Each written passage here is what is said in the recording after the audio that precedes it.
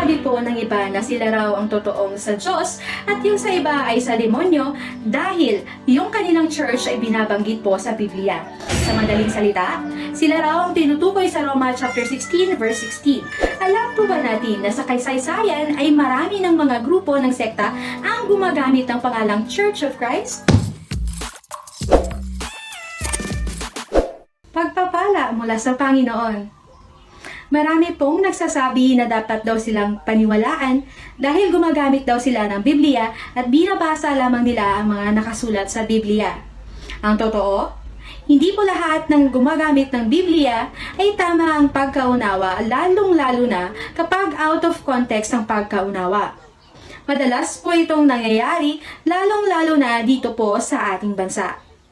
Marami po sa mga kapwa nating Katoliko ang lumilipat sa ibang sekta dahil po ginamitan po sila ng Biblia at sinabihang mali ang ating mga pinaniniwalaan. Ang pamamaraan po ng ginagamit ng mga umaatake sa Catholic Church ay tinatawag nating proof texting. Ano po ang proof texting?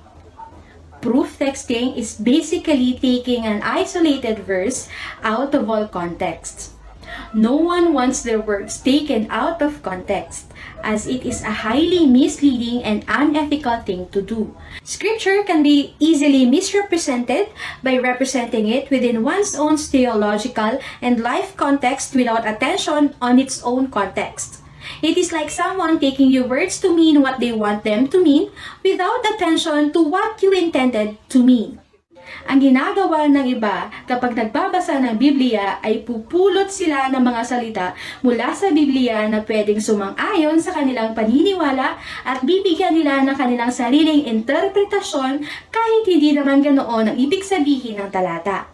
Hindi sila nagbabatay sa konteksto ng kanilang binabasa dahil ang importante sa kanila ay may mabasa silang word for word na sasang-ayon sa kanilang doktrina. Magbibigay po tayo ng 3 mga talata mula sa Biblia kung saan ginagamit ang proof texting at kadalasan din itong ginagamit para atakihin tayong mga Katoliko.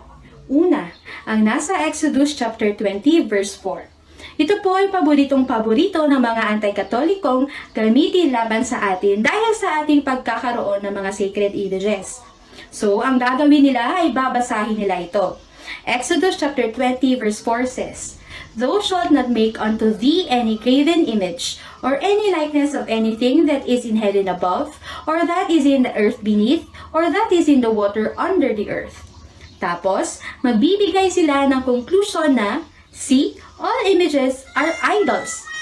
Pero, kung titignan po natin ang konteksto at babasahin po natin ang Exodus chapter 20 verse 3 at Exodus chapter 20 verse 5, ay maiintindihan po natin na ang ipinagbabawal po talaga dito ay ang paggawa ng mga imahen na ibang mga Diyos para sambahin o ang paggawa ng mga imahen para ituring na Diyos.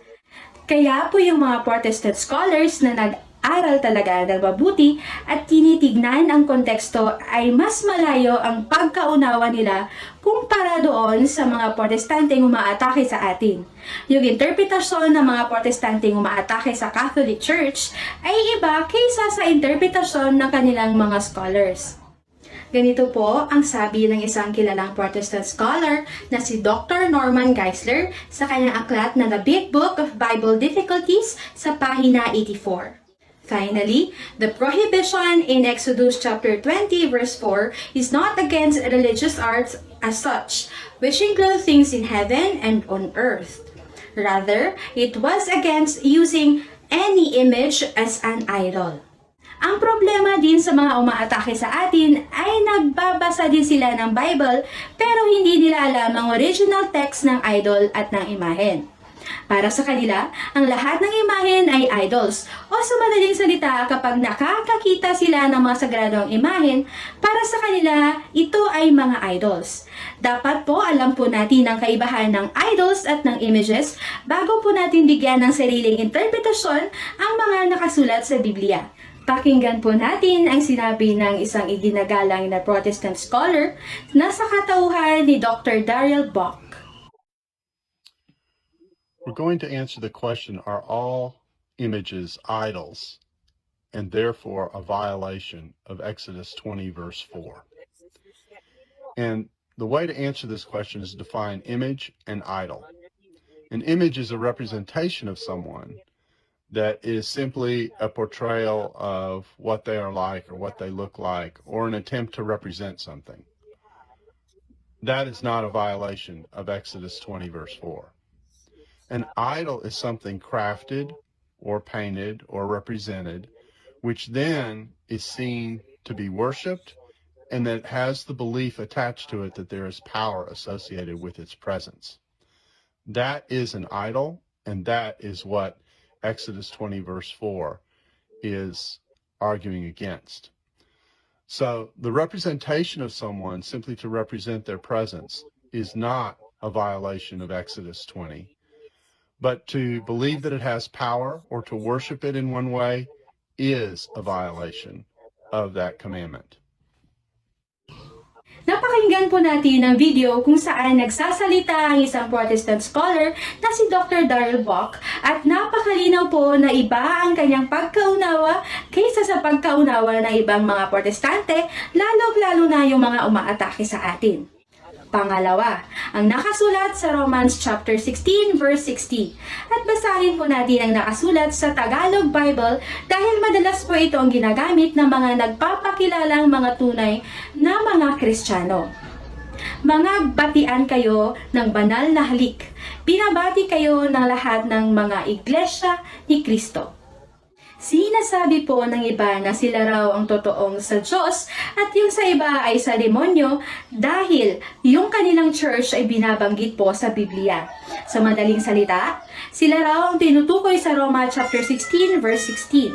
Alam po ba natin na sa kasaysayan ay marami ng mga grupo ng sekta ang gumagamit ng pangalang Church of Christ? Kung ang lahat ng Church of Christ ay totoo dahil kapareho ito ng nakasulat sa Biblia, lalabas na hindi totoo ang sinabi ng Panginoong Hesus sa Matthew chapter 16 verse 18 na, I will build my church, dahil tumutukoy po ito sa iisang church lamang. Proof texting po ang tawag sa ginagawang ito ng mga umaangkin sa nakasulat sa Romans chapter 16 verse 16. Again, proof texting is basically taking an isolated verse out of all contexts. Historically, ang sulat ni San Pablo sa mga taga-Roma ay naisulat noong 57 Anno Domini at halos lahat ng mga reliable scholars ay nagkakasundo tungkol dito. Ibig sabihin yung mga simbahan na gumagamit ng name na Church of Christ ay hindi pa naitatag ng panahong iyan. Ang Romans chapter 16 verse 16 ay hindi rin tumutukoy sa Pilipinas kagaya ng interpretasyon ng iba. Ganito po ang sabi ng isang New Testament scholar na si Dr. Douglas Moo na sa kanyang aklat na The New International Commentary on New Testament, the Epistle to the Romans sa pahina 927. Paul refers to those churches that he has been instrumental in planting in his ministry, from Jerusalem to Illyricum. By conveying greetings from so many of the churches, Paul again hints at his strategy to bring the Roman Church into the sphere of churches that know and support him. Pangatlo, ang nakasulat sa 1 Corinthians chapter 11 verse 14. Ito po ay ginagamit din ng ibang sekta na mahilig sa proof texting. Ganito ang ating mababasa sa Tagalog Bible. Hindi baga ang katalagahan din ang nagtuturo sa inyo na kung may mahabang buhok ang lalaki ay mahalay sa kanya? So, ang interpretasyon ng ibang bumabasa nito ay bawal daw para sa mga Kristiyano ang mahaba ang buhok at maging si San Pablo daw ay hindi nagpahaba ng buhok. Kapag proof texting po talaga ang gagamitin natin ay napaka-misleading, lalong-lalo na kung hindi natin alam ang historical background ng ating mga binabasang mga talata. Si San Pablo po na nagsulat ng 1 Corinthians ay nagpahaba ng buhok at halos lahat ng mga reliable New Testament scholars ay nagkakasundo sa interpretasyong ito. Kagaya ng mababasa natin ito sa isang scholarly commentary na New International Commentary on the New Testament sa pahina 527. Thus, Paul is not arguing that men must wear their hair short or that women must have long hair, as though nature meant some kind of created order. Indeed, the very appeal to nature in this way suggests most strongly that the argument is by way of analogy, not of necessity. As in the two preceding arguments, Paul begins with a man in order to set up what he wants to say about the woman. What nature thus teaches is that man, on the other hand, if he has a long hair, it is a disgrace to him. This seems to be clear evidence that by nature, Paul meant the natural feelings of their contemporary culture. After all, according to Acts chapter 18, verse 18, Paul had apparently worn long hair for a time in Corinth as a part of a vow. So ano po talaga ang ibig sabihin ni San Pablo sa 1 Corinthians chapter 11, verse 14? Ano ba ang view ng mga scholars tungkol sa historical background nito? Ganito po ang mababasa natin sa The Corinthian Catastrophe sa pahina 15. High on the Acropolis, overlooking Corinth and dominating its life, was the magnificent temple of Aphrodite, the goddess of love and fertility. 1,000 priestesses plied the trade of prostitution as part of the religious rites. Corinth was a vice-oriented city. Long-haired male prostitutes were a common sight on the streets and were the background for Paul's comment in 1 Corinthians chapter 11, verse 14. Doth not even nature itself teach you that if the man have long hair, it is a shame unto him? So lumalabas na ang tinutukoy dito ni San Pablo ay ang mga long-haired male prostitutes. Sa pag-aaral po ng Biblia, hindi po sapat na memorize lang natin ang mga talatang binabasa natin, dapat po alam din natin ang context nito at ang historical background nito dahil kapag hindi po natin in-apply ito sa ating pagbabasa at pag-aaral ng Biblia, ay siguradong bibigyan po natin ng ating sariling interpretasyon ang mga nakasulat sa Biblia at kung ano ang view nating mga Filipino ay i-apply natin sa ating nababasang mga talata sa Biblia. Marahil, sasabihin ng mga anti-katoliko na yung mga scholars ng Biblia, katulad ng mga scholars na ating nabanggit sa video ito, ay nagkamali at labag sa Biblia ang kanilang sinasabi. Para po sa impormasyon ng mga anti-katoliko na naninindigan sa ganitong klaseng argumento, una, ang Biblia po ay nakasulat originally sa Hebrew, Aramaic at Greek. Ang mga Bible scholars ay nakakabasa at nakakaunawa ng mga lingwaheng ito. Huwag naman po sana nating ipagyabang ang ating konting kaalaman kung ang binabasa lamang natin ay Tagalog at English na Bible. Pangalawa, hindi po ibig sabihin dahil nakabasa ka lang ng Tagalog at English Bible ay alam mo na ang lahat at kaya mong interpretahin ito ng tama dahil hindi mo naman alam ang nasa original text. At hindi rin enough ang paggamit lang ng interlinear at lexicon. Magbibigay po tayo ng isang simpleng halimbawa. May mga taong nagbabasa ng libro na may kinalaman sa medisina, pero hindi naman sila mga doktor. Ibig bang sabihin dahil nakabasa sila ng libro ng medisina ay mas marunong pa sila kaysa sa mga doctor of medicine? At pwede na rin silang magdoktor? Sana po ay magsilbing gabay ang video ito para sa lahat. Ito po ang inyong kapatid sa pananampalataya, Sis Ira ng Paatha. So ayan po mga peers, sanay kapupulatan po natin ito ng aral at kung nagustuhan nyo po ito, please like and share, ibahagi po natin sa mga kakilala po natin and please don't forget to follow and subscribe po ng ating YouTube channel, Mr. Curious Catholic. Muli po, this is Mr. Curious Catholic, kasama po ninyo sa pagtatanggol ng ating simbahan. Pro Deo et Ecclesia. Sa Diyos po ang lahat ng kapurian.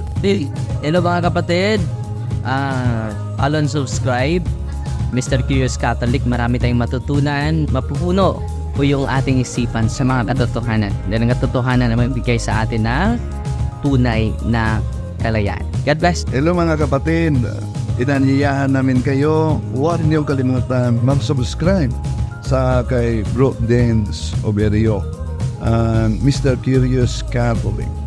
Marami kayong matutunan sa pamamagitan ng pagsubaybay niyan sa pagsagot sa pananampalataya na inaatake ng ating mga kapatid sa iba. Yung pananampalataya, and they are not only attacking the teachings of the Catholic Church, but proselytizing the good numbers of the Catholic.